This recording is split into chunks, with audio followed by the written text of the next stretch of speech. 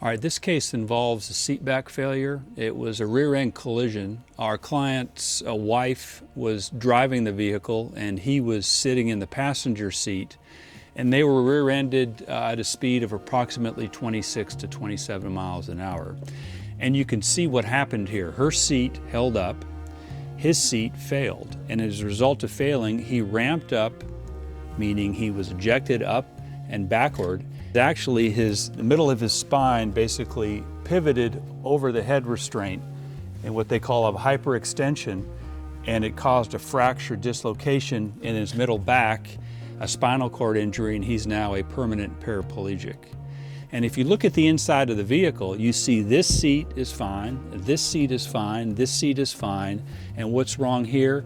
This seat failed. Now, the reason there's no cushion on this seat is we hired experts in the case to come out, and the seat was in this position with the cushion. What these experts do, the engineers do, is they take apart the cushion in order to see what on the seat failed.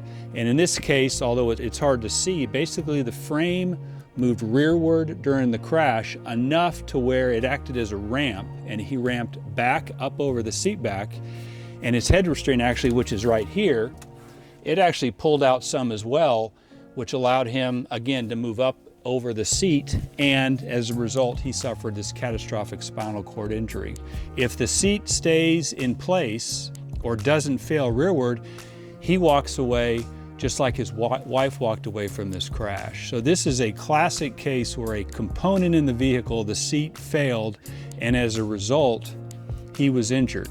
Now, a lot of people would say, what about the person who caused the crash? Well, the person who caused the crash, the rear-end crash, is responsible for the crash, but that person is not responsible for the injury because it's the seat that's responsible for the injury, the seat failure that's responsible for the injury.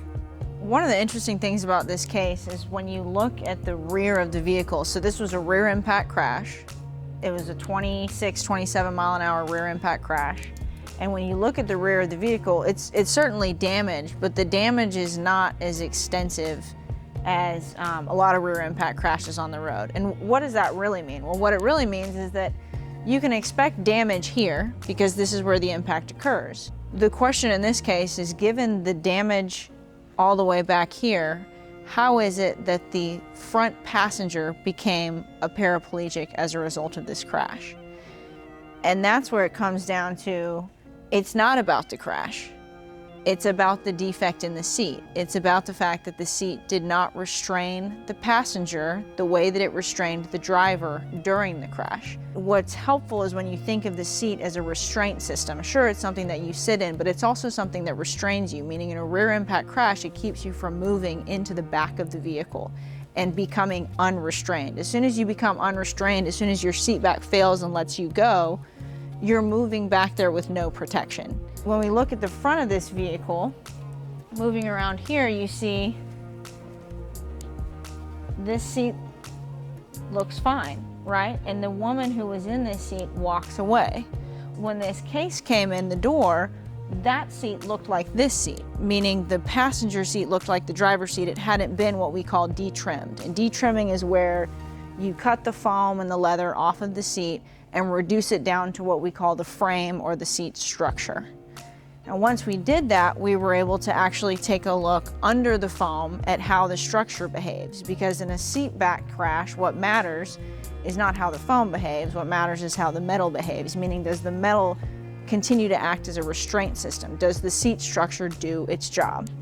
And so one of the first things we did in this case is we hired experts to come out and do what we call detrimming the seat.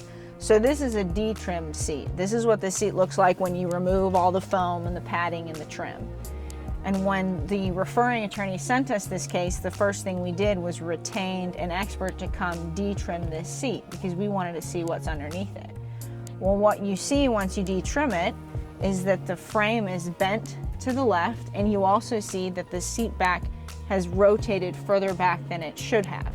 And that's ultimately what results in our client's injuries because his seat moves backwards too far. So as you can see from this crash, the rear impact occurs, the wife's seat doesn't fail and she walks away. The husband's seat fails and he is a permanent paraplegic. And really the difference is the wife weighed a little less, but he only weighed 200 pounds. And in a 26, 28 mile per hour crash, someone who's 200 pounds, they should also be able to walk away from this crash because the seat should hold them in place. And the evidence in this case is the company just didn't test the seat properly. As a result, they made a weak seat that catastrophically injured our client.